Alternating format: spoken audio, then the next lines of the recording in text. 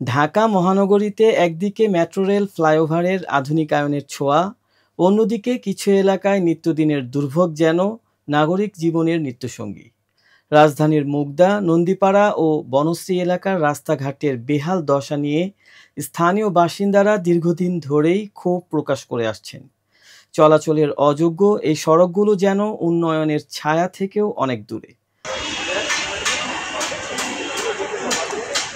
রাজধানীর মুগদা এলাকায় একটি প্রধান সড়ক যার অবস্থা খুবই ভয়াবহ। চারপাশে তাকালেই দেখা যায় খানাখন্দে ভরা রাস্তা, কোথাও আবার জমে থাকা বায়ু নিষ্কাশনের পানি। সামান্য বৃষ্টিতেই এই রাস্তা রূপ নেয় জলাবদ্ধতা আর কর্দমাক্ত গর্তের শহরে।